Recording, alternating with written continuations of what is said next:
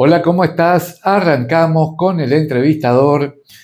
¿Y qué tengo para vos? Dos entrevistas que están sensacionales. Las dos realizadas en el estudio de LT7 Radio Provincia de Corrientes, que retransmite en forma conjunta por Info de Radio 106.3 y también por FM Capital 95.3. Bueno, nos visitó Giselle López Mansur, abogada, Gigi. Ella asumió recientemente la presidencia del ICAP. ¿Qué es el ICAP? El Instituto Correntino de Abordaje y Prevención de Consumos Problemáticos de Corrientes. Compartimos esta entrevista donde participó todo el equipo.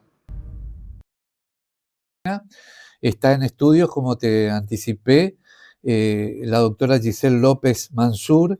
Ella es titular del Instituto Correntino de Abordaje y Prevención de Consumos Problemáticos, ICAP. ¿Cómo estás, Giselle? Buen Hola, día. buen día para todos que están en su casa, los que están escuchando en la calle. Bueno, acá estamos para todas las preguntas que Bueno, vengan, que la gente bueno, pregunte también, que escriba. perfecto. Va la primera. ¿Quién es Giselle López Mansur? Giselle López Mansur era una voluntaria de la calle, desde los 8 años soy misionera con mi familia. Bueno, eso me llevó a recorrer, a fundar Techo, TEDx, organizaciones sociales y de repente, bueno, entrelazada con la justicia, me recibí de abogada, entonces la justicia social para mí siempre estuvo muy marcada y cuando empecé a trabajar como asesora de menores dentro del sistema público, me di cuenta de, bueno, la necesidad que había del acompañamiento a las familias, sobre todo, en cuanto a los consumos problemáticos. Que no había un trabajo realizado, que era algo escondido, un tema tabú, que solamente se trataba en las emergencias. Y bueno, me dicen Gigi, así que soy Ajá, la doctora Gigi, me dicen los chicos. perfecto. Así que esa soy yo en simples palabras. Ajá, Correntina, de la capital. Correntina, de la ¿De capital de qué Corrientes, barrio? del barrio Apipé. Ah, qué bien, qué bien. Así que vengo ahí de chiquitita también a 2 cuadras de casa. Los chicos todos los días tocaban el timbre para la comida. Fueron los mismos pibes del barrio los que me acompañaban ahí hasta la UNE, porque nada, eran cuadras que había Claro. que caminar. Entonces los chicos que cuidaban el estacionamiento me acompañaban, ellos me eran mis guardianes de ida y de vuelta. Y bueno, estoy acá al servicio, que esto es transitorio. La idea es abrir camino para que vengan otros y para que a otros les sea más fácil.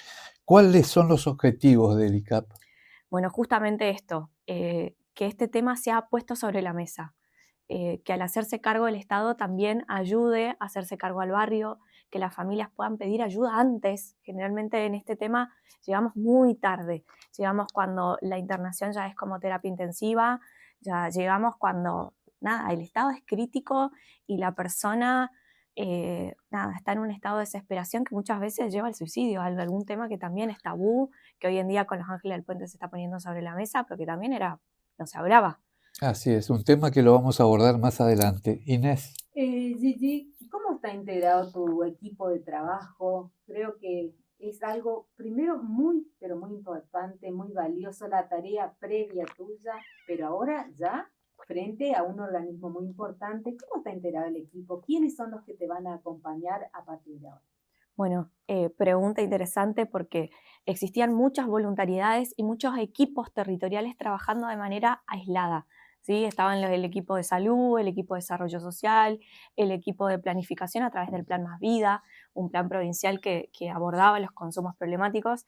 Y bueno, este instituto lo que va a hacer es congregar a todos los que estaban trabajando antes para poder trabajar con un mismo criterio. A su vez también estaba el equipo del Hospital Llano de Salud Mental, el equipo del Vidal, empezamos a trabajar con protocolos para madres en consumo, tenemos Corrientes tiene alto porcentaje de muerte de niños, digamos, por problemáticas de consumo. Entonces, este instituto está conformado ya por esos profesionales que venían trabajando en el tema, que uno piensa, dice, uno tiene que traer a gente de afuera, y cuando uno va a los congresos de salud mental a nivel nacional y a nivel internacional, uno ve el recorrido que tiene la gente nuestra y es admirable. O sea, vamos y escuchamos tallercitos, vamos y escuchamos, bueno, cómo se trabaja con la diversidad o experiencias en unidades penales, y nosotros hace más de 15 años que estamos trabajando. Entonces esto también es un reconocimiento a todos esos profesionales de alta labor y con muy poco reconocimiento, tanto económico como en la calle misma, y a su vez claramente ahora tendrán nombres, ¿sí? Directores de abordaje y prevención, directores de abordaje interinstitucional, observatorio, consejo asesor, pero son meros nombres. Ya los títulos lo tienen desde antes, personas con mucha experiencia. Ahora sí vamos a hablar de un tema que es preocupante, es muy grave, que tiene que ver con el suicidio, ¿no? ¿Cuál es tu mirada a esta situación? Bueno, el suicidio se llega no porque una persona quiera dejar de vivir, sino porque quiera dejar de sufrir. Quizás hoy muchas de las personas que nos estén escuchando en sus casas tengan algún familiar, algún conocido, incluso hayan pasado por esta situación. Algo que nos pasa a todos cuando estamos tocando fondo es que nos sentimos muy solos. La palabra es soledad, es algo intrínseco a la experiencia humana. Entonces, esa misma soledad que todos la vivimos, ¿sabes? Si nos preguntamos nosotros mismos cuántas veces nos hemos sentido solos, pero bueno, en esta soledad lo importante es, nada, de repente alguien que te venga a hablar, aunque sea una palabra simple, que es, por ejemplo, lo que están haciendo los chicos de Los Ángeles del Puente, con los que estamos trabajando también.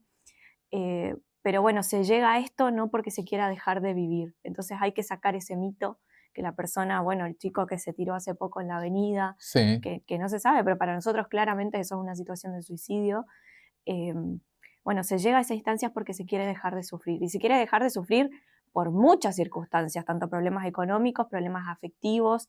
Nosotros hicimos una encuesta, el 80% de las personas tienen problemas afectivos, relaciones vinculares. Entonces acá no es una cuestión solo del Estado, sino de la comunidad y de las familias. Y bueno, cuando no hay familias también sabemos que hay red de amigos, entramados sociales, iglesias, que hacen ese rol, que cumplen esa función. Y bueno, es invitarnos a todos a dar un abrazo, a estar. Gigi, sabes que yo creo, llevo muchos años de ser correntino, entonces algo conozco. El correntino es muy cerrado en cuanto a las relaciones y fundamentalmente el varón. Es como que vos te tragás todo, ¿no? Porque sos un macho alfa, fuerte y te bancás todo. Y muchas veces esto termina mal, ¿no? Muchísimas veces termina mal. Eso viene también bueno, de este machismo histórico que tenemos, digamos, donde el hombre tiene que cumplir esa función y de repente el que llora. Tal Nosotros, cual. algo muy interesante referido a esto que vos decías, nosotros en el Hospital de Salud Mental tenemos talleres en corta estadía y el 99% son hombres. Ajá, 99% que llegan a crisis. Claramente también hay una cuestión de género que las mujeres tampoco llegan por una cuestión de que tienen que cuidar a sus hijos, entonces después son las malas madres, ¿no? ajá. Pero bueno, con respecto a esto, claramente tenemos un porcentaje mucho mayor de hombres con suicidio y un porcentaje mucho mayor en cuestiones de consumo problemático, ludopatía, por ejemplo.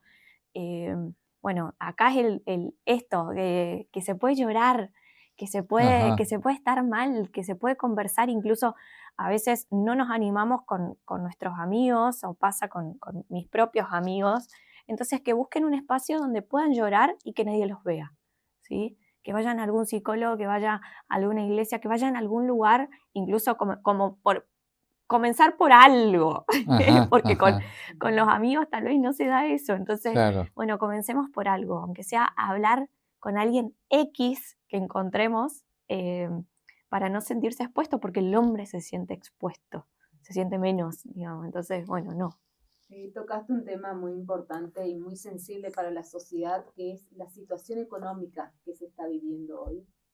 Estamos atravesando una crisis económica difícil para todas las familias, ojo. Y eso, por supuesto, que repercute en la familia, cómo administrar el dinero, el ingreso que uno tiene, y por ahí uno se siente desbordado, porque yo creo que a la mujer le pasa eso, se siente desbordada por ya no poder solucionar los pequeños problemas. Vos estabas hablando, Gigi, cómo va a estar compuesto tu equipo de trabajo. La señora, el señor que está escuchando una palabra y que está escuchándote a vos y dice, me pasa a mí, quiero terminar con mi vida, tengo un hijo con adicciones, A ver, ¿cómo podemos ayudar a estas personas? Bien lo decía vos, pueden recurrir a distintos lugares, pero ¿a qué número o a qué lugar podemos ir primero? Bien, el número ya les dejo, que es 3794-822811. Lo que pasa en estas temáticas es que solamente pensamos en la internación como solución. Y hay muchas otras soluciones. Hay todo un camino previo para no estar expuesto a esas situaciones como la terapia intensiva. Entonces, mamá, papá, hermano, no piense que la internación es la única solución, ¿sí? Eso en primer lugar, que hay otros caminos, que nos escriban en las redes, ¿sí? Por ahí es fácil buscar en Instagram icap.mds, que nos escriban ahí, que vamos a contestar para ver qué lugar tienen más cerca, porque tampoco es viable que se tomen 8 colectivos para poder acudir a un espacio y que le den turno una vez cada 4 meses. Entonces, que por favor se acerquen, no duden en preguntar lo que sea. Es preferible preguntar antes que bueno, estar lamentando después. Así que se acerquen, que pregunten cualquier cosa que les quede cerca, el Ministerio de Desarrollo Social también ahí, digamos, como base, como sede. Eh, pero más que nada que esto nos atraviesa a todos, que esa familia, ese papá, ese hermano no se sienta culpable, porque a veces uno dice, che, ¿qué hice mal? Dediqué mi vida a esto, amé a mi hijo, amé a mi hermano, di todo, pero ya no llego, ya no puedo más. Entonces, que no se sienta culpable, que a veces incluso asistiendo a espacios de cuidado para la familia, se llega más rápido aún que si traemos a la persona que tal vez en este momento no quiere venir. Dice, no quiero ir, digamos. Entonces, que no pierdan la esperanza, que nosotros siempre decimos, primero la familia. Cuando pensamos, no, voy a traer, le traigo a mi hijo, no, señora, no me traiga a su hijo, venga usted primero. ¿Sí? Vamos a escuchar, vamos a hablar, vamos a conversar, porque a veces esto es un rompecabezas. Entonces, donde, viste, vamos armando por partes y a veces la última parte es el nudo, digamos, lo más difícil que no encontramos es la persona que está atravesando. Gigi, vos asumiste hace pocos días esta responsabilidad tan importante que es la titularidad del ICAP, pero no sos ninguna improvisada en el tema, al contrario, conocés esta problemática. ¿Te animás a hacernos un diagnóstico sobre la salud mental de los correntinos? Bueno, la salud mental en sí a nivel mundial estamos atravesados por una problemática de consumo, ¿sí? Entonces, hoy en día, bueno, ya algo que está intrínseco, que está en la sutileza del día a día que no lo vemos es, me duele la cabeza, me tomo un Actron. Antes no, era me duele la cabeza, me pego un baño, tomo un té, viste, salgo a caminar un rato, me tomo algo. Bueno, no, hoy en día es como me tomo un clonazepam, me tomo algo, y eso sucede en todos y para todos. Corrientes nos deja estar dentro de un contexto internacional, de un contexto mundial, donde para solucionar algo consumimos y donde el dolor se tapa, le tenemos miedo al dolor. Bueno, Corrientes no deja de ser parte de esta situación internacional y contexto, y a su vez, por otro lado, sí tenemos cuestiones interesantes a atender que son propias de Corrientes. Por ejemplo, la mortalidad infantil es un tema que lo tenemos que trabajar y que lo asumimos, digamos. Después la cuestión del suicidio por tener el puente cerca, que también ya eso se está poniendo sobre la mesa, que eso es lo importante. Ya dejar como sociedad, decir, no, che, esto no está. Después otra cuestión, bueno, las apuestas online es un desafío para las escuelas, desafío para los docentes, desafío bueno, para los barrios en sí, porque es como el acceso rápido a esto que vos decías, bueno, no llego, bueno, me meto en esto. Son esos temas claves que hoy Corrientes tiene que, eh, nada, como sociedad también crecer. Digamos, y esto que vos decías, la sociedad machista que tenemos, de que Ajá. no puedo llorar, solamente exploto con un golpe, exploto con un llanto, exploto con el alcohol. Eh, Leí el otro día en un portal de las personas que le cuestan llorar, ¿no? Yo creo que el llorar purifica el alma, nos da fuerza para seguir, y hay veces que volvemos al tema del hombre, ¿no? ¿Por qué? ¿Por qué? Porque el hombre siempre es el más fuerte, pero creo que la tarea desde tu ministerio, de tu equipo de trabajo, de dar fuerza a los hombres, porque yo creo que ese es el punto. En la familia, en la pareja, en el trabajo, en el equipo que está acá también en la mesa trabajando, creo que hay que compartir más. es lo que hoy nos falta, creo yo, el compartir y el escucharnos. Siempre hablamos acá con nuestros compañeros de trabajo, no nos estamos escuchando, Gigi, y no estamos escuchando también a la familia. Voy al punto de eso, ¿no? De poder escucharnos y poder decir, bueno, mi hijo le está pasando esto bien, lo decías vos, ¿no? Entonces, la escucha también es importante en esta tarea, ¿no? La escucha es importante, pero también teniendo en cuenta, si no, vamos a ser realistas, cada uno tiene, no sé, 258 problemas. Entonces viene Sí. alguien, te cuenta problemas y dices, bueno, pará, yo con los míos ya no doy más, pará, hermano, o sea, date a algún lugar que te Claro, escuche, digamos. trancate ahí que Sí. ya está, Sí, ¿viste? ¿viste? Entonces es como, eso es algo que nos pasa a todos, digamos, es muy real. Entonces, pensar de que sí, tiene que ser un desafío, por lo menos una primera escucha. Ujú. ¿Sí? Nosotros decimos, bueno, capaz que no te voy a escuchar 250 veces en el cotidiano, en la calle, pero sí, una primera escucha donde yo sepa, che, mira, en tal lado podés ir. Ujú. Vos me estás contando esto, es súper valioso lo que me contás. Acá podés ir, digamos, porque también tenemos eso de que somos consejeros, ¿viste? Sabemos todo de todo. No, vos tenés que ir a tal lado, vos tenés que hacer esto. Mira, yo con mi hijo, con mi tía, tal medicación tenés que tomar. El otro día llegó un chico y me dice, me dieron que tome 0,5 clonazepam a la mañana. ¿Quién te dio? No, me dio un amigo que...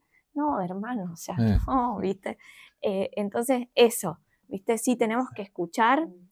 Pero para poder escuchar tenemos que escucharnos primero nosotros. Estamos todos cansados, digamos, estamos todos con la vida a mil. Entonces el primer ejercicio, antes de escuchar a otros, es poder escuchar el propio cuerpo, poder tomar pausas, poder darnos tiempo, ¿sí? Nosotros cuando hablamos decimos darnos tiempo y darnos espacio.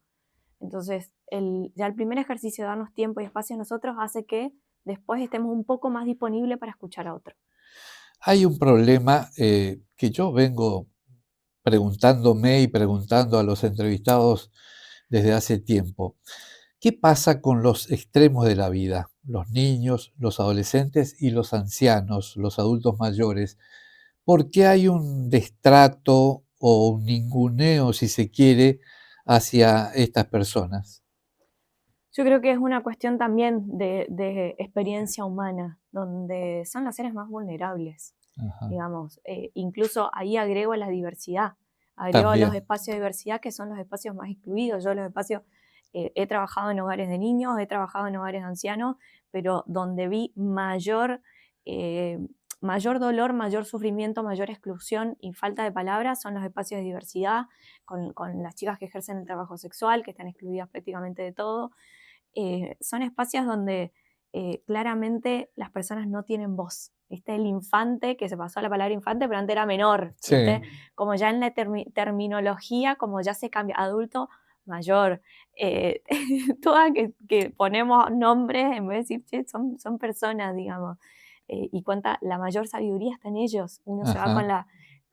o sea, no sé, con las chicas de la calle, yo ahí aprendí todo, básicamente. Con los niños, ayer fue mi cumpleaños y Josefina me regaló dibujito con regalos, digamos, dibujito de regalos. Claro, para ella esos fueron sus regalos, porque no tenía regalos. Entonces, nada, yo creo que es un desafío como experiencia humana del ser humano prestar atención dónde está la sabiduría. Nosotros nos creemos que sabemos todo, creo que ese es el error. Por eso no escuchamos a los verdaderos sabios, que son los adultos y son los niños con esa capacidad de creatividad e imaginación y los adultos con la experiencia vivida. Nos molesta que nos digan las cosas. Gigi, en cuanto a los adultos mayores, con este ritmo de vida que llevamos todos, tenemos horarios, trabajos, atención, pero creo que hacer el punto en el adulto mayor es importante. La pandemia dejó muchas secuelas y una de esas secuelas fue en los adultos mayores, ¿no? Tener ese acompañamiento también, ¿no? Sí, y ahí hay un tema que se relaciona a los consumos problemáticos, que es la sobremedicación. Uno piensa, bueno, en estadísticas de consumo problemático y dice, bueno, la cocaína, siempre mira como a las drogas, ¿viste? Los psicoactivos, sin embargo, nada, uno de los mayores consumos son los psicofármacos y son en adultos mayores. O sea, lo que menos uno se imagina está ahí, digamos, que abrimos la cajita de todos los remedios. Entonces, bueno, eso, acá la provincia tiene un equipo muy lindo, tanto en la municipalidad como en en desarrollo social está Nelly, que tienen un grupo de club de abuelos, como esto, el desafío de integrar, de volverlos a los espacios comunes, esos espacios que hacen bien, digamos, están excluidos, están en su casa solitos. Mi propia abuela, digamos, como se pone feliz cuando van los nietos a visitar, pero es eso, es volverlos a incluir a los espacios comunes. Ellos necesitan ser vinculados con su propia gente, poder ser entendidos y escuchados, digamos. Tenés un desafío enorme, ¿no? Sí. Creo que sabés dónde te metiste y bueno, por las palabras tuyas confiamos enormemente en que tu tarea va a ser buena y fundamentalmente hablamos del machismo, pero muchas veces pensamos en la capital porque vivimos todo el tiempo acá, pero en el interior Es se peor. da, es peor, exactamente. Trágico, diré yo. Así que hacia ahí tiene que apuntar también tu labor, ¿no? Sí. En el interior existen hoy en día 18 centros, pero bueno, en paralelo también existen 44 centros de promoción del menor, por ejemplo, que trabajando con los niños se puede trabajar con los papás. Esa es como línea directa, ¿viste? A veces es más fácil trabajar a través de los niños con los papás que de otra manera. Pero bueno, en el interior es esto, somos cerrados en mente abierta, incluso cuando uno habla con artistas, con gente que tiene esa capacidad de ver un poco más allá, dice, yo me voy a Buenos Aires para sentirme libre. Tal cual. Entonces me voy allá porque tengo espacio para esto, para poder crear. Entonces, también cuando hablamos acá de consumos problemáticos, también estamos hablando de arte, también estamos hablando de música, también estamos hablando de expresión corporal, también estamos hablando, aunque sea como lejano, del carnaval. El carnaval, por ejemplo, en el interior es un punto clave para que las personas se puedan expresar. Y acá en Corrientes es un punto clave para la diversidad. Es el evento del año, algo que parece superfluo, que nos parece banal, incluso a mí. Anteriormente, cuando era chica, era como, no, bueno, yo estaba en otra, entonces para mí el carnaval no tenía sentido. Cuando empezás a transitar los espacios de la diversidad, es el espacio, el único espacio donde pueden sentirse libres. Entonces acá el arte transforma, el deporte transforma. Entonces la gente que esté a otro lado, que tenga ganas de aportar de algún lugar y que dice, yo no me siento preparada para estar con el dolor tan de cerca, crea un espacio de arte, crea un espacio de deporte, crea un espacio de acompañamiento escolar. Digamos, esos espacios son los que realmente en los lugares escondidos, invisibles, son los que hacen la diferencia. Otra duda que tenemos todos los correntinos pendiente es con las personas de capacidades diferentes, ¿no? Sí, algo, por ejemplo, que nos hemos dado cuenta cuando empezamos a trabajar con Roxana hace un tiempo, que es la directora de discapacidad, la presidenta del consejo, es que no había psicólogos con Orientación, aprendizaje ajá. en lengua de señas. Y vos decís, ¿cómo? O sea, Ajá. esa persona que está atravesando algo, digamos, tiene que tener un intérprete, ¿sí? Para poder ser entendido. El tema es que la lengua de señas es un propio idioma, no es un lenguaje, es lengua. Entonces, de repente, claro, o sea, al ser traducido, ellos, por ejemplo, el no ponen al final, comí fideos no, digamos, por ejemplo. Entonces, eso en psicoanálisis, que está estudiado para la lógica del lenguaje nuestro tradicional, ahí hay un choque. Entonces, bueno, es todo un caminito. Comenzamos con 4 primeros psicólogos, pero bueno, necesitamos gente que se involucre también y que tenga ganas de aprender y meterse en esto. Gigi, tu mensaje para quienes te están escuchando, padre, madre, abuelo, tíos, tías, tutores, porque hay muchos jóvenes que ya no tienen sus padres y están, digamos, en manos de sus abuelos o tíos realmente. ¿Cuál es el mensaje de Gigi? Bueno, que no se sientan solos. Ese nosotros le decimos el mal así, el que carcome la cabeza, estás solo, nadie te entiende. Mentira. Hay mucha gente que pasó lo mismo que vos, que salió adelante, que se puede, no desde un lugar, viste, como escuchamos esos discursos anteriormente, sino que de verdad, digamos, hay caminitos, que hay gente muy buena, donde pensamos que hay miseria y hay dolor, sí lo hay, pero también hay gente muy buena. Hay gente desinteresada y que bueno, que nos escriban, que vamos a encontrar la forma de poder acompañar. Vos sabés que, no sé si está bien el término, pero yo me sentí durante muchos años, y aún a veces hoy, siendo ya adulto mayor, como desclasado, ¿no? Como que no encontrás a alguien que tenga tu misma química, que sienta como vos, para poder hablar de todos los temas, ¿no? Te sentís solo a pesar de estar junto a mucha gente, Sí. ¿no? ¿Cabe el término desclasado? Sí, cabe el término. Ajá. Cabe el término porque es la persona que se encuentra fuera de, Ajá. digamos, entonces estamos fuera de una clase, fuera de un contexto, fuera de un grupo. Sí, por eso nosotros cuando hablamos de salud mental traemos mucho la palabra comunidad. Ajá. Crear comunidad desde, aunque sea una persona, y también como hacer piecito cuando no encontramos esa comunidad. ¿Y cómo hacemos piecito? Poder contactarnos con algún profesional de la salud que nos diga, che, ¿por dónde? Porque por ahí es simplemente que nosotros, no es que no existe esas personas que pueden ser nuestros compañeros, sino es que no lo vemos, porque estamos muy cerrados también nosotros. No por una culpabilidad, sino porque ya estamos muy adentro, entonces claramente, y también muy castigados, muy cascoteados por la vida, eso hay que asumirlo. Entonces por ahí acudir a un espacio de un profesional que pueda ver un poquito más allá que nosotros, que nos pueda guiar por dónde, ahí tenemos que hacer como un ejercicio de humildad, digamos, y de dejarnos ayudar, porque nos cuesta mucho dejarnos ayudar, lo digo con propia experiencia personal, digamos. El pedir ayuda para lo que no creemos autosuficiente es un problemón. Nos falta un minuto para terminar la entrevista y te tiro una fuerte. El aborto. El aborto. ¿Cómo decir que sí, cómo decir que no cuando hay una mamá que de repente llega, que me ha pasado? Yo soy católica, soy cristiana, acompaño a muchas familias y de repente alguien que era preventor comunitario, que ya tenía 5 hijos, que su marido quedó en la cárcel, quedó embarazada y era Gigi, ¿qué hago? Ajá. Entonces, hermana, lo que vos decías, yo te acompaño. Ajá. Pero estoy acá, no voy a juzgar, no voy a interceder, simplemente quiero que vos no te sientas sola. Hoy en día nació Tamaxi dando vuelta por la vida, porque terminó bien esa historia y acompañada. Pero bueno, es eso, es quién es uno para decidir sobre la experiencia, la vida del otro. Tenemos que ser muy humildes para saber acompañar, sea lo que sea la decisión que se tome, digamos, ¿no? Acá no hay recetas, 2 más 2 no es 4, ¿viste? No podemos decir, vos tenés que hacer esto, ¿qué? Digamos, ¿no? Es algo muy soberbio, sí tenemos que acompañar. Gracias por visitarnos. De nada, y nos al vemos contrario, pronto. Somos preventores acá, ya se vuelven. Seguro que sí. Ya se vuelven con los míos. Dale. Gracias. Un gusto. Infoduarte, comunicación integral. Director Rubén Duarte. Comprobada experiencia haciendo periodismo para vos. Todo lo que necesitas saber y todos los protagonistas que querés escuchar. Todo en un solo lugar. Radio, televisión, diario digital, redes sociales.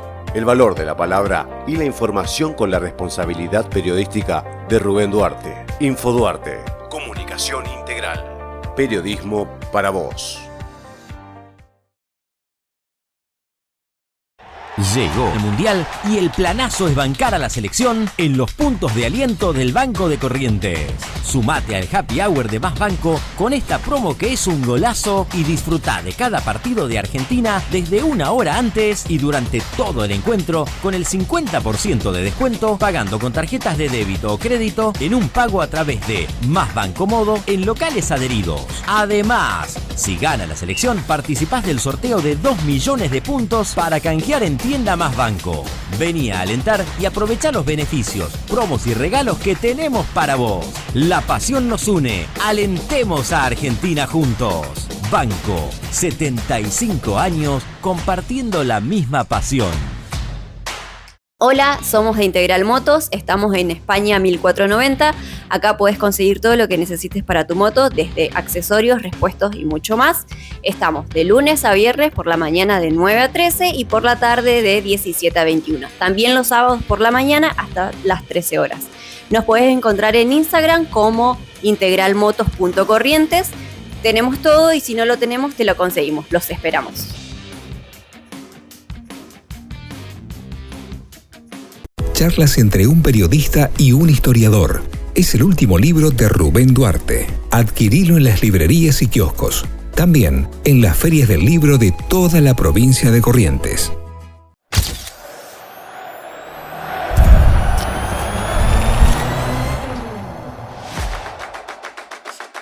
Ya tenemos la estrategia. Ahora vamos a armar la selección municipal.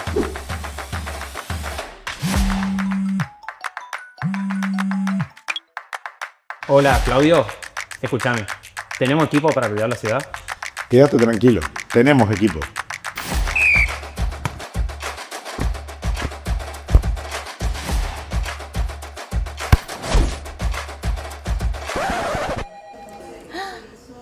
No pasó nada, siga. Respetemos la zona para el peatón.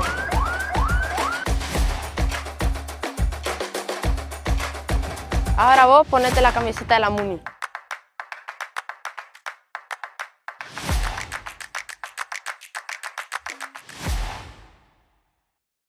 Corriente soñadora, con balcón hacia el río, espejada en tus aguas, tu tiempo transcurrió entre galas de ceibos y lapachos floridos, de aquellos que el poeta más de una vez cantó.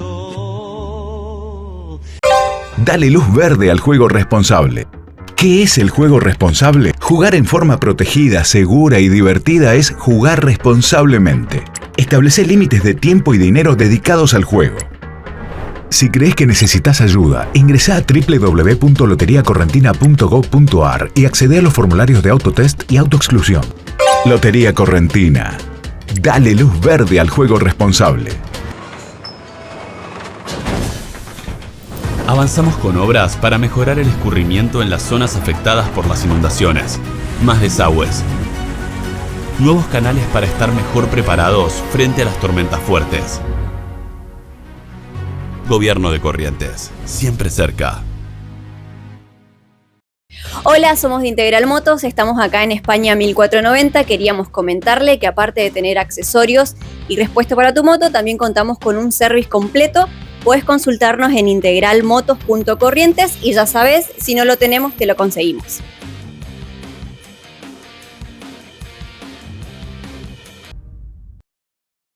Bueno, viste la frescura que tiene Gigi, una chica realmente bella, simpática y sobre todo muy inteligente. Así que hay mucha expectativa en torno a lo que va a ser su desempeño al frente de este instituto que hace mucha falta en Corrientes. A continuación vamos a ver y escuchar a mi vecino y amigo de tantos años, el doctor médico Enrique Gersovich. Él va a hablar, entre otros temas, sobre la creación, la fundación del Club Rivadavia. Vamos a hablar un poco de precisamente una historia, en este caso una historia que tiene que ver con el deporte de Corrientes, como es el Club Rivadavia. Doctor, ¿cómo le va? Bienvenido. ¿Qué tal? Buenas tardes, ¿cómo está? Vamos a contarles a la audiencia, porque hay muchos jóvenes, mucha gente que tal vez no conozca la historia desde sus inicios, y para los que sí la conocen, recordarles, hacerles un baño de memoria del Club Rivadavia. ¿Cómo nace esta entidad deportiva? Bueno, Rivadavia tiene una larga historia larga en años. Usted sigue hablando, que yo le acomodo acá el micrófono. Ahí está. A ver ahí. Año 39 comienza Rivadavia. En enero, 16 de enero del 39, año 1939, se funda el Club Rivadavia. Precisamente se funda, bueno, yo todo lo que voy a contar es una historia transmitida por mi padre, ¿no? Transmitida por mi padre, que fue presidente de Rivadavia por muchos años, y también diciendo que el primer presidente precisamente fue mi abuelo, el padre de mi padre. Uh-huh. Rivadavia se funda precisamente en Rivadavia y España, en la esquina de Rivadavia y España, por eso le ponen el nombre de Club Deportivo Rivadavia. Uh-huh. En esa esquina que hoy todavía hay un comercio, era el almacén de mi abuelo, esos almacenes de ramos generales que había antes. Uh-huh. Y ahí entonces se juntan una serie de vecinos de esa zona, de la zona de Rivadavia España, de Rivadavia y Jujuy, todavía hay nombres que puedo nombrar después, que se juntan y entonces deciden formar un club Rivadavia. Y le ponen unos colores especiales, que son los que conocemos, el color rojinegro. Rojinegro, que son muy semejantes a los colores de Newell's Old Boys de Rosario. ¿Y esos colores tenían alguna representación, algún simbolismo en particular? No, que yo recuerde, no. No recuerdo por qué pusieron los colores de rojinegro, pero hasta el día de hoy se mantiene. Y hay algunas anécdotas interesantes de eso. Newell's Old Boys de Rosario sabía que el Club Rivadavia tenía los colores rojinegros y le enviaba cada tanto camisetas de regalo. Ah, pero qué bien. Eso me contaba mi padre, que cada tanto Newell's Old Boys le mandaba camisetas a Rivadavia. O sea, toda una familia, 3 generaciones, ¿verdad? Involucradas con el club. Claro, digamos 2 generaciones, la de mi padre y la de mi abuelo. Yo cuento ya la historia porque... ¿Pero usted participó también como jugador? No, yo participé en la liga de fútbol como comisario deportivo cuando era estudiante. Sí, ya porque tenía buenas relaciones con la gente de la liga de fútbol a través de mi papá. Mi padre fue presidente de Rivadavia muchos años y llegó a ser vicepresidente de la liga de fútbol en esa época en la cual estaba muy activo, a pesar de que murió joven, tenía 62 años nada más cuando murió, pero fue muy activo en Rivadavia los años que estuvo. Fíjense ustedes que, bueno, siguiendo entonces con la historia de Rivadavia, el gobernador Velasco, cuando se funda Rivadavia, en esa época él era gobernador, valga la redundancia, y le dona un terreno para que hagan la cancha de fútbol. Ese terreno está ubicado hasta hoy día por General Paz entre Lavalle y entre General Paz, no es General Paz, Roca entre Lavalle y General Paz. Está ubicado. Entonces el gobernador Velasco le dona el terreno. Y me acuerdo que mi padre me contaba que vino Chacarita a inaugurar la cancha de Rivadavia. Fíjese en la historia. Estamos hablando del 39. Del 39, 40, póngale. En esa época, entonces el club Chacarita viene a inaugurar. Seguramente que habrá tenido muy buenas relaciones con el gobernador Velasco en esa época, Chacarita, y entonces viene a inaugurar la cancha de Rivadavia. Que tenía una particularidad, me decía usted, ¿no? Sí. La cancha. Sí, la cancha tenía una particularidad de ser la única cancha que tenía tribuna techada. Fíjense que hoy día el otro club que tiene una tribuna techada es Lipton, que todavía tiene. Pero Rivadavia tenía anteriormente la cancha con tribuna techada. Solo que un tornado que hubo en una época, hay pocos tornados en Corrientes, pero un tornado importante derribó el techo de Rivadavia. Y no pudieron nunca volver a hacer de vuelta, porque han pasado por muchas vicisitudes económicas, ¿no? Todos los clubes en general no pasan con muy buenas situaciones económicas, salvo los grandes clubes, ¿no? Y se solventaba a base del aporte de los socios, y seguramente. Rivadavia se solventaba a través de la parte de los socios y de los integrantes de la comisión directiva, que eran gente realmente muy apasionadas al club. Rivadavia estuvo muchos años como en la división B, hasta que logró ascender, en una época logró ascender. Otra cosa interesante que le puedo contar es que Rivadavia tiene túnel. Antes no tenía túnel.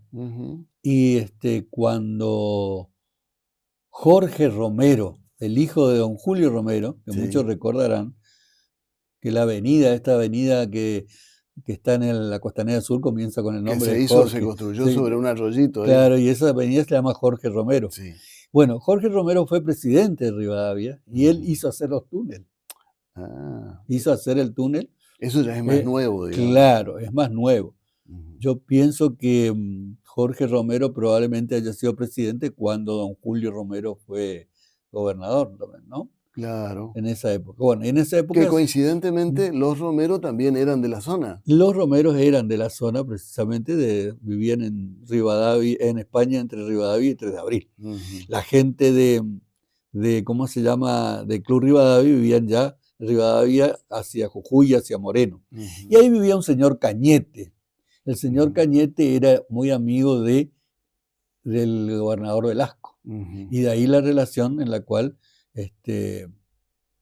entonces dona él el terreno para hacer el estadio de fútbol. ¿Y qué otras familias o apellidos? Bueno, hay otros apellidos, por ejemplo, Balsa Giacomo, que también es nombre conocido, y el padre de Tito Galeana. El padre de Tito Galeana también eran gente de Rivadavia. Y el tío de Tito Galeana, el hermano del padre, que vivía también por Rivadavia y Jujuy, también eran gente que pusieron el hombro, digamos, para que Rivadavia surja y siga. Los de la piedra fundacional, digamos, son los Gersovich.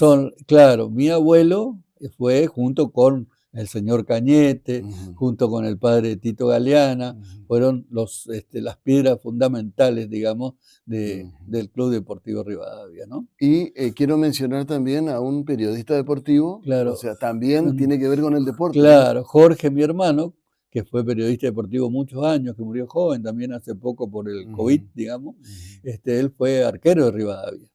Y mi padre también fue arquero de Rivadavia cuando se jugaba en el Fiel Ferré. Hoy hablábamos de la canción de Corriente Soñadora, menciona al Fiel Ferré. Ese Fiel Ferré estaba ubicado donde está hoy el Hospital Escuela. Todo ese terreno de 3 de Abril entre Córdoba y Catamarca, vendría a ser, ¿no? Claro. Entre Catamarca y Mendoza. Entre Catamarca y Mendoza. Bueno, todo ese terreno era el Fiel Ferré, que fue prácticamente el primer estadio de fútbol que tuvo Corrientes.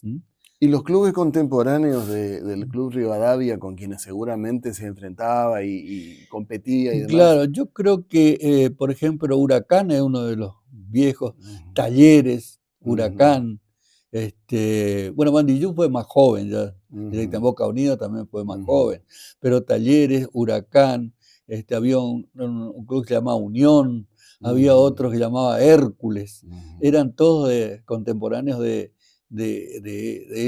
esa época, ¿no? Esta es la historia que yo les puedo contar de la que me han traspasado mi padre, ¿no? Y hay un punto de unión, recién decía usted, de que el Fiel Ferré estaba donde está hoy el Hospital Escuela. Claro. Hay una conexión, digamos, entre el deporte y la medicina. Y en usted eso se encarna también, porque usted es médico. Claro, exactamente. Sí, sí. Nosotros éramos una familia de deportistas prácticamente, ¿no? Mi padre fue un apasionado de Rivadavia, fue muchos años presidente de Rivadavia. Un apasionado de Rivadavia, muy amigo también de la gente de la Carrié y de toda esta gente que eran periodistas deportivos, claro, ¿no? Sí, sí.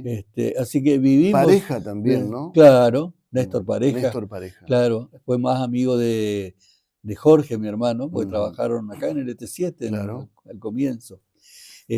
Sí, mi padre fue un apasionado de Rivadavia, ya le digo, fue presidente muchísimos años, peleó mucho por Rivadavia para que se cerrara inclusive los muros perimetrales de Rivadavia, porque era muy difícil, eran épocas muy difíciles de lograr. Fíjese otra cosa que ha peleado muchísimo, que yo me acuerdo de mi padre, es que se asfaltara la calle Roca. La calle Roca que comunica ahora Maipú con 3 de Abril, claro, sí, sí. Esa calle era de tierra. Y mi padre peleó mucho para que se asfaltara porque cuando llovía se suspendían los partidos. Y al suspenderse los partidos, dejaban de recaudar. Claro. Entonces él peleó muchísimo tiempo para que se asfaltara Rivadavia la calle. ¿Y era un club predominantemente de varones o había algunas mujeres colaborando ahí? No. Esa época eran todos varones. Realmente era un club de varones. No me acuerdo yo que hayan... una comisión de damas no, o algo así. No me acuerdo que haya comisión de damas. Eran todo era una época machista, hablando entre nosotros, ¿no? Y en cuanto a su apellido Gersowicz, ¿qué origen tiene? Mi apellido Gersowicz es polaco. Mis abuelos eran polacos. Seguramente que vinieron escapados de la guerra, de esa guerra terrible que hubo en cierta época. Y escapados probablemente del nazismo también que hubo en esa época. El nazismo mató muchísima gente en Europa. Así que se vinieron, se instalaron en Santa Fe primariamente. En la provincia en la ciudad de Santa Fe. En la ciudad de Santa Fe. Y después vinieron a Corrientes. Otra cosa interesante que me voy acordando es, por ejemplo, que mi abuelo lo alojó, tenía como una pensión, aparte de tener ese almacén de ramos generales, mi abuelo tenía como una pensión. ¿Y sabe quién era uno de sus pensionistas en esa pensión? Musi Messi, el arquero cantor. A ver, cuéntenos de él, porque hay mucha gente que no lo conoce. Nombrar. Musi Messi era un arquero, famoso arquero de Boca, que aparte de ser arquero era aficionado a la música, no aficionado a cantor, por eso le llamaban el arquero cantor. El arquero cantor. Musi Messi. Él se alojó precisamente, lo tenía alojado en esa pensión que tenía mi abuelo en Rivadavia y España, ¿no? ¿Y otras personas de esa época, familias o apellidos que usted recuerde que estén relacionados o que sean vecinos del club? Y bueno, eso es lo que, no, del club, de lo que está en la cancha misma, difícil que me acuerde muchos apellidos. Pero de ahí de Santa Fe, de España y Rivadavia. Claro, por eso le digo, son un grupo que yo los conocí, que era, yo les repito, Balsayá, como Galeana, eran gente, los Rodríguez, también eran muy, acompañaban a esa época, ¿no? Era una zona muy distinta a lo que conocemos hoy, indudablemente. Por ejemplo, las edificaciones y demás que hay hoy no existían en esa época. Yo le contaba, por ejemplo, que donde está el cardiocentro ahora, ahí era un gran terreno donde venían los circos y los parques. Vio que los circos y los parques se alojan en ciertos lugares. Hasta hace poco se alojaban ahí cerca de un supermercado que está por la avenida Maipú. Claro, y donde está el oncológico ahora también. Claro, ahí se alojaba. Pero históricamente el lugar donde venían los parques y los circos eran España y Rivadavia, en ese terreno donde está el cardiocentro ahora, ¿no? ¿Y su infancia y juventud transcurrió ahí? Todo transcurrió en esa zona de Rivadavia y España, hasta que me casé. Inclusive ahora, cuando muere mi madre, queda abandonada la casa, y entonces hicimos un policonsultorio en esa casa. Ahora ahí donde vivía mi madre, ahí por España, casi Rivadavia, existe un policonsultorio, que eso lo hicimos en homenaje a mis padres, porque decía, yo no la quería vender a la casa porque es toda una historia, ¿no? Pero indudablemente. Es toda una historia. ¿Y cómo era el Corrientes de ese momento? ¿Qué había y qué no había? Y no había muchas cosas. Primero no había comunicaciones. Las comunicaciones eran muy pobres. Fíjense ¿Teléfono tenían algunas familias? Teléfono tenían algunas familias. Nosotros teníamos la suerte de tener teléfono. Pero teléfono era un lujo tener teléfono antes. Y costaba mucho conseguir una línea. Costaba muchísimo. Fíjense ustedes que yo, cuando me casé, yo hace 44 años ya, yo 44 años, pedí una línea de teléfono y me costó muchísimo conseguir una línea de teléfono hace 44 años.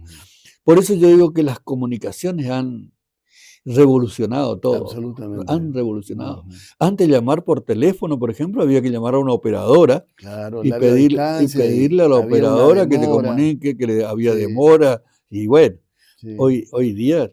A Buenos Aires había que esperar una hora o dos para que le comuniquen. Con suerte, ¿no? Con suerte. Hoy llamar a Europa es nada más que ni siquiera discar, tocar un botoncito nomás. Y la vida era distinta, lo que se consumía, por ejemplo, el carbón que se vendía antes o el combustible. Se usaba mucho querosén. El querosén se usaba mucho. Habían heladeras a querosén. Y había queroseneros. Claro. El querosén, había un querosenero que llevaba a la casa, igual que el lechero. Claro. El lechero llevaba la leche. Sí, y panaderos Y también. ¿no? panaderos también. Sí. Bueno, panaderos sí, siempre existió. Bueno, existió una panadería muy famosa en esa época entre Rivadavia, entre España y Jujuy, que eran los Sanserri. Ajá. Sanserri era Hay otra cosa interesante que le puedo contar. A ver. En la esquina de Rivadavia y Santa Fe existía un almacén que no me acuerdo muy bien cómo era el apellido de ese almacén, pero el empleado del almacén, el que ¿cómo es? Servía todo, porque antes se compraba el azúcar y se envolvía en papel. Todo suelto. Bueno, todo suelto. el que envolvía los paquetes el dependiente, el dependiente hoy vive todavía, mire usted, el famoso campeón argentino de boxeo. Ajá, Campeón argentino de boxeo, que es como es el famoso, que no me acuerdo bien el apellido en este momento. Él era el dependiente del almacén, sí. Pero muy famoso, todo Corrientes se acuerda de él. En este momento tengo nublada la vista, pero ¿Román no es? No, Román ya fue, Román ya era, ¿cómo se llama? Manager. Román fue manager, pero era, que no me acuerdo bien el apellido.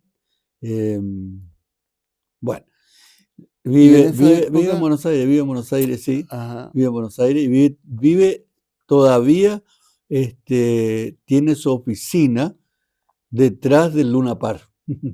Porque en el Luna Park salió el campeón argentino de boxeo. Notable, ¿no? Sí. Sí, sí. Y usted es maestro, además de médico. Yo soy maestro, la última promoción de maestros de la escuela regional. Sí. Aparte de haber participado en el fútbol, maestro. Bueno, una rica historia. Ahora voy a cumplir 50 años de médico ya. Ajá. 50 años de médico. En otro capítulo, vamos a hablar de la medicina. En otro capítulo de historias para contar, vamos a hablar de sus anécdotas de médico, que debe tener muchas. Muchas. 50 años se recorre mucho. Y volviendo al barrio allí de España y Rivadavia, los Romero, o sea, Julio Romero también era de ese lugar. Claro. La familia. Claro. Y también otra familia muy conocida de esa, son los dueños de esa hamburguesería que está en la esquina, que se llama, ¿cómo se llama?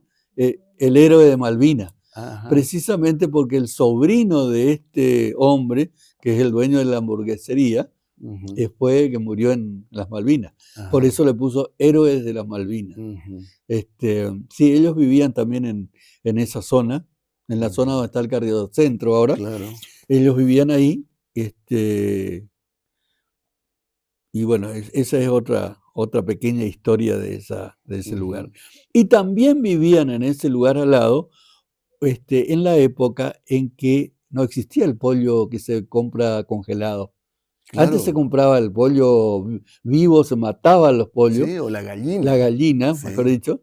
Y ahí existía un lugar en esa esquina de Rivadavia y 3 de Abril, donde había un lugar donde la gente, usted iba y elegía, yo quiero esa gallina, y la mataban a la gallina y la entregaban. Y se la entregaban. Sí. Ajá. Toda una historia.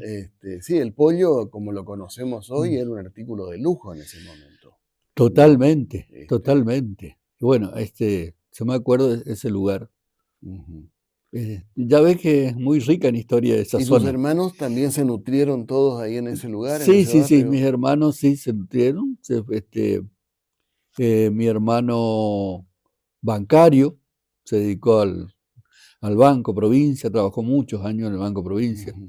Jugó al básquet con Pingüino también, porque Pingüino también es un poco vecino, vecino. No tanto, pero también está por calle Santa Fe, casi Moreno. También era nuestro club de básquet, el Pingüino. Claro, sí. Eso es otro tema, el básquet también, para hablar de los basquetbolistas y demás. Sí, mi hermano llegó a jugar un tiempo en el Club Pingüino en básquet, ¿no? ¿Y cómo se decide a ser médico usted? ¿Cómo he decidido ser médico? Yo creo que es ¿cómo se llama? Una cosa innata que a uno le surge. Pero no había antecedentes. No, en mi familia no había nadie que sea médico. Mi familia eran más comerciantes que otra cosa. Mi padre era viajante de comercio, de manera ¿Y su mamá no era de acá? No, mi mamá era de Rosario, de Santa Fe. Entonces, yo creo que surgió de la gana de ser médico nada más. ¿Y de sus hijos? ¿Tiene hijos médicos o no? No, no tengo ninguno. Tengo un hijo que es piloto de aerolíneas. Tengo otra hija que es abogada. O sea, nada que ver con la medicina. Seguramente que habrán visto que la medicina es sacrificada. Cuando Entonces, se la toma con vocación, sí. Sí. ¿no? Sí. Entonces, como cuando uno es realmente es muy sacrificada. Y la especialidad que yo tomé, la de ginecología, atender partos, y yo suelo decir que llegué a atender cerca de 5.000 partos. ¿Y se encuentra con esos chicos después? Todos, me encuentro con todos. Le puedo contar que el otro día estuve en Buenos Aires, caminando por Buenos Aires, y me dice un señor, doctor, este chico nació con usted. Este muchacho, ¿no? Ya porque... Y rápido, antes de irnos, porque nos queda un minutito, usted trajo un busto de Eva Perón en avión. También es una historia, sí. Ese busto que está en España, digamos, Sarmiento y Maipú. Ese lo traje yo de Buenos Aires hace más de 50 años. Más de medio en el siglo. avión de la provincia. Eso vamos a contar después en otro programa. Bueno, ahora está con nosotros Facundo Sagardoy y su habitual columna. Muchas gracias al entrevistador, a Rubén Duarte, por este espacio semanal para poder hablar sobre la cultura de Corrientes, de la región, del país y del mundo. En esta oportunidad no quiero demorar la posibilidad de recomendar a ustedes nuevamente 3 publicaciones fundamentales para poder comprender la constitución de los acervos de las nuevas instituciones dedicadas a la promoción del arte contemporáneo y del arte moderno en la región. Una de ellas, que ya hemos visto en numerosas oportunidades, la colección Luis Mibeiro, de la cual parte el acervo fundacional del Museo de Arte Contemporáneo de Corrientes, fundado el 8 de noviembre de 2025, luego de un profundo trabajo de más de una década del coleccionista Luis Mibeiro, en la constitución de una colección muy particular que se ha donado íntegramente al Estado de la provincia de Corrientes para el goce y el disfrute de los correntinos y de todos los ciudadanos que visiten la ciudad de Corrientes. Luego tenemos el catálogo razonado de colecciones Félix Bunge y Octavio Gómez, en cuyas páginas pueden encontrar gran parte de la colección que se encuentra dentro del Museo Dr. Juan Ramón Vidal. Seguramente lo conocerán, el museo que se encuentra frente al Teatro Oficial Juan de Vera, uno de los lugares emblemáticos para la cultura de Corrientes, en especial para la disciplina del arte visual. Y también quiero mostrarles una publicación muy interesante, El viaje del ojo, 50 años de la colección Nasta. Esta publicación es una reseña muy particular, editada por la Fundación Texo, radicada en la República vecina del Paraguay. Trata sobre el trabajo de uno de los coleccionistas más importantes de la historia en el Paraguay, José Daniel Nasta, un coleccionista que abrió paso a nuevas interpretaciones en relación a cómo llevar a cabo el acto de coleccionar en la República del Paraguay, y también de cómo a través del acervo, de su propio acervo, el acervo del coleccionista de arte, se pueden integrar sentidos regionales y establecer puntos de encuentro entre inclusive repúblicas hermanas como Paraguay, propiamente dicho, y la República Argentina. Un punto de apoyo fundamental para poder comprender este circuito del arte del que venimos hablando en numerosas oportunidades a través de este espacio. Bueno, hasta acá de recomendaciones, de publicaciones en relación a la disciplina del arte y el arte contemporáneo, hoy quiero invitarlos a conocer dos colectivos de arte contemporáneo fundados en la ciudad de Corrientes, junto con la ciudad de Resistencia y otras localidades. De 2007 a 2011, un tiempo, de vorágine, podría decirse, para la producción del arte en estas dos ciudades del norte argentino, la ciudad de Resistencia y la ciudad de Corrientes, el Yaguar Rincón y Guaranípolis. Seguramente habrán escuchado hablar de ellos, colectivos de artistas. Los colectivos de artistas son agrupaciones características por una identidad común que agrupan, propiamente dicho, artistas de una misma época en relación a distintas disciplinas en búsqueda de exponer su obra. Yaguar Rincón fue fundado en 2007 por una serie de artistas entre los cuales destaca Richard de Itatí, y Guaranípolis en la ciudad vecina a la ciudad de Corrientes, San Pedro Pescador, con la meta de crear una ciudad imaginaria.